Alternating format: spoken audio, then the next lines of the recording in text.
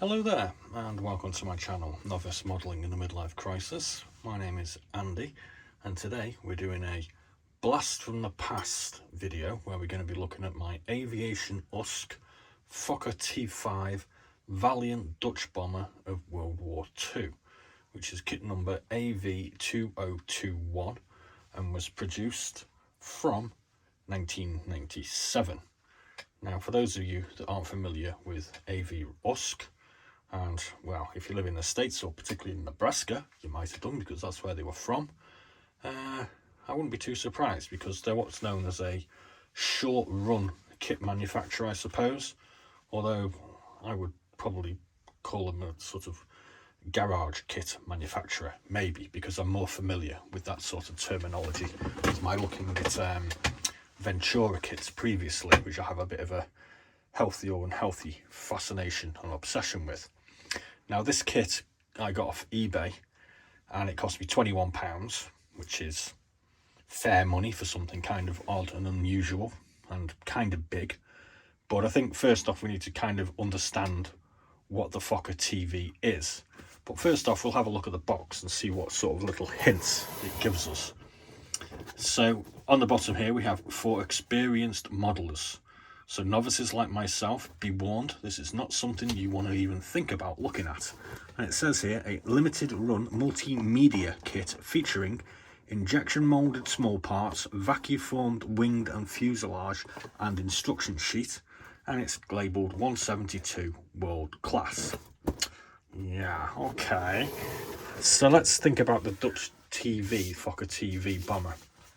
So when we look at the instructions here, basically there was only 18 of these ever produced for the Royal Netherlands Air Force, of which when the German invasion in May 1940 occurred, only 9 of these were actually in operation. So even when it was produced, it was a pretty unfamiliar sight in the skies and a pretty rare aeroplane. Quite pretty looking though. So you could understand, I suppose, why a lot of big manufacturers, the likes of Airfix or Tamiya or whoever's your favourite, probably looked at this and said, nah, we can't be bothered with that. Although I'm pretty sure, you know, if you're from the Netherlands, you probably would want one of these because it's, you know, it's a symbol of aviation history from your country. And right on. I have a lot of Dutch aircraft. I kind of like the Dutch Air Force. Not necessarily because they have these amazing big orange triangles, but just because they're kind of interesting in my opinion. So back in the day, say the 80s or 90s or the 2000s, if you wanted a Fokker T.V, because Tamiya and Airfix decided, nah, little companies like AV USC decided, well, we'll have a go at producing the kit. Luckily now, another semi-well-known manufacturer who do specialise in sort of odd and interesting aircraft, Valom, they do actually produce this, and they've been producing it from 2015. But before 2015, if you wanted to have a Fokker T.V in your collection, this was pretty much the only option you had in 172. So, for those who are not familiar with vacuum formed means a big sheet of white plastic that you have to cut out with a knife or a chainsaw, whatever's your poison, I suppose. And obviously that presents a whole load of potential problems, which is why it says for experienced modelers only, which I certainly don't class myself as yet. So the basics here are you need to cut this from this sheet. And as we can see, it's got some decent level of detail on there, like so. This area that's sort of rough, that denotes the edge of the wing to the excess, I suppose you could call it. So that basically is your cutting point there. And this sort of roughness occurs on the rest of the kit in certain areas. I mean, again here on the engine, the nacelles, and you need to cut it around there. So we can probably expect quite a lot of something like Vallejo putty to be stuck in here to actually make these parts go together properly, because obviously I would assume, please put me out if I'm wrong, if you've built a vac form kit, which I certainly haven't, that when putting this part and this part together, it can be potentially difficult, I would have thought.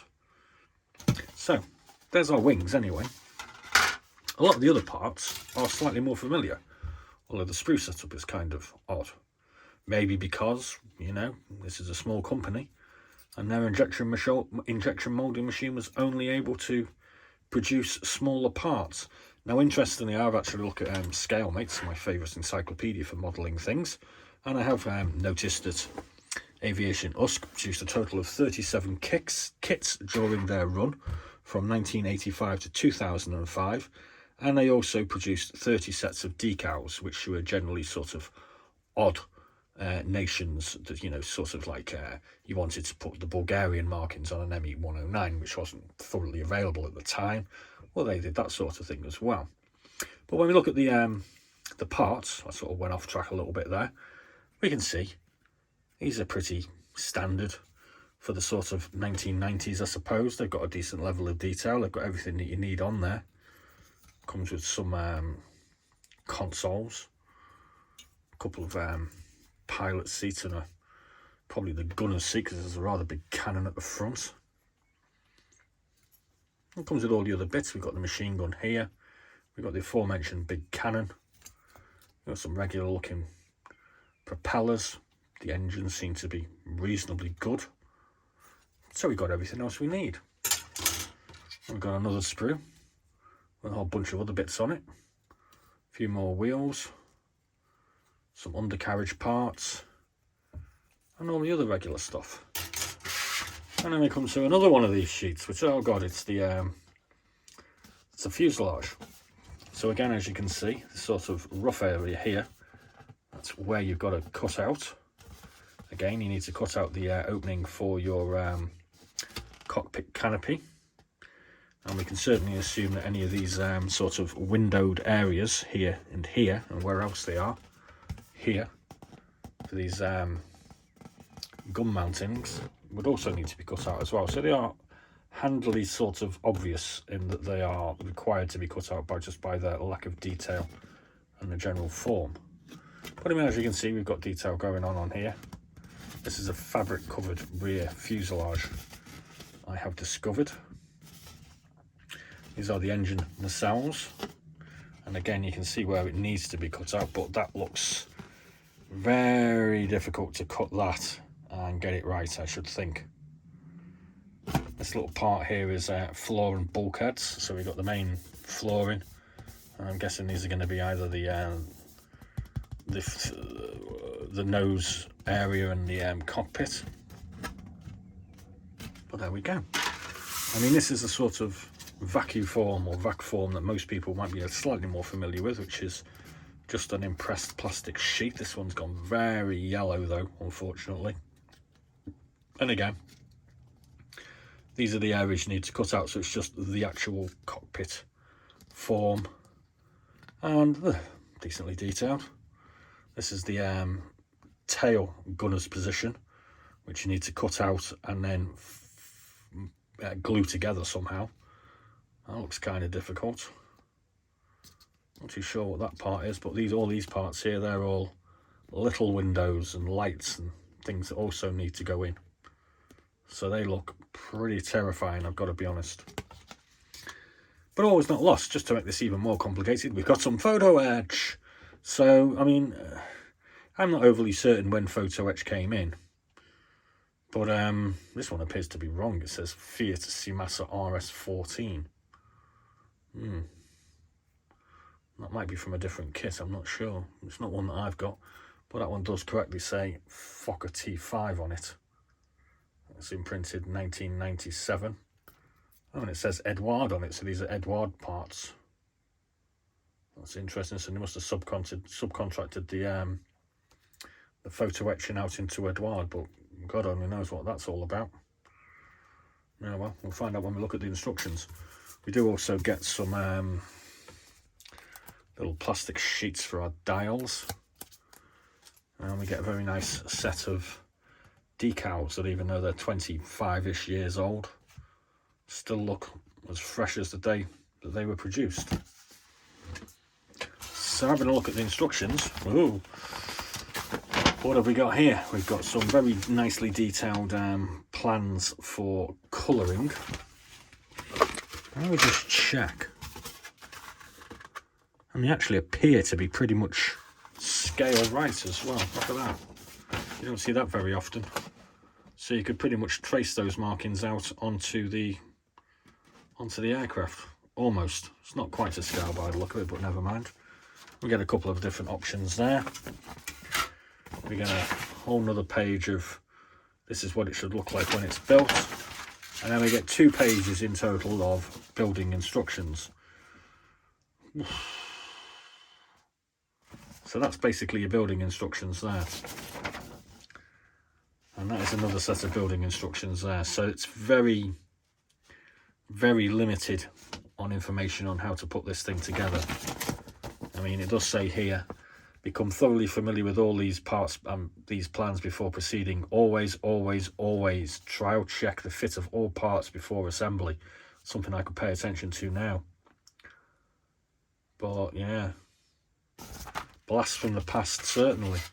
So I mean, you can consider yourself lucky if, like me, you wanted to have a Fokker T.V in your little Air Force, of the Dutch in particular, because now you get a pretty standard, regular looking kit.